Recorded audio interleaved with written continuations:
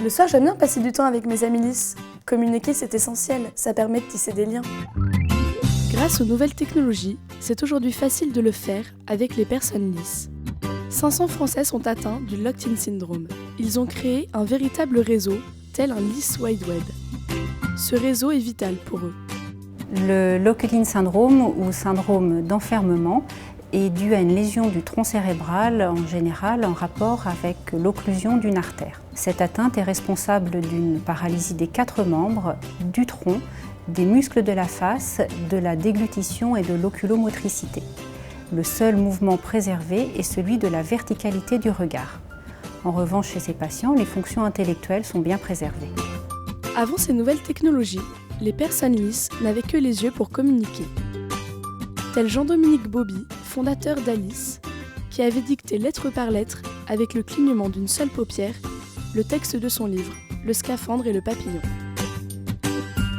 Lucas, lui aussi, est dans un scaphandre.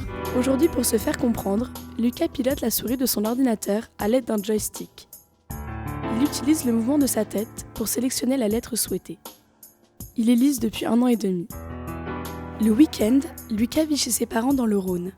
Alice facilite son retour à domicile et participe au financement des travaux d'aménagement réalisés dans la maison.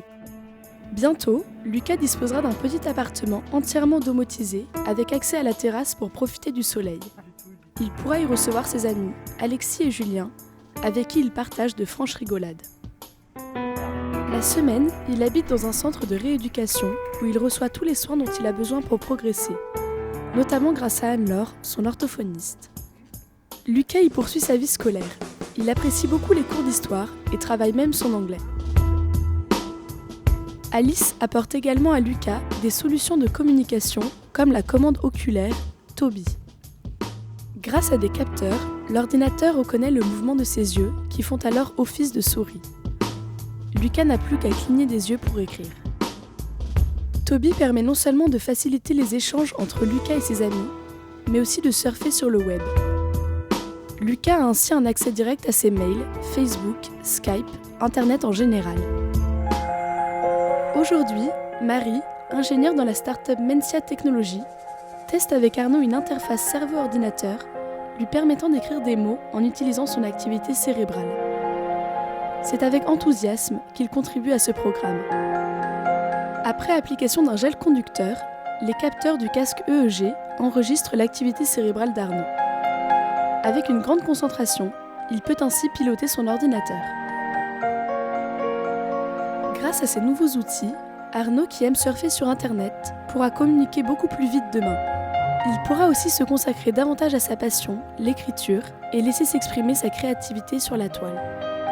Sa vie est un scaphandre fermé à double tour. Le slam en est l'issue de secours. Ma vie roulait comme sur des rails.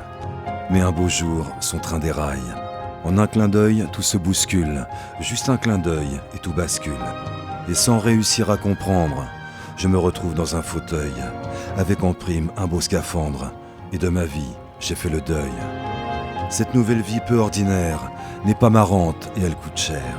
Cher en courage, cher en amour, en sacrifice et en humour. Que ce soit pour l'informatique ou pour un fauteuil électrique, Alice est là et nous soutient. Donne un coup de main pour notre confort. Pour nous, de vous, elle a besoin. Merci de votre effort.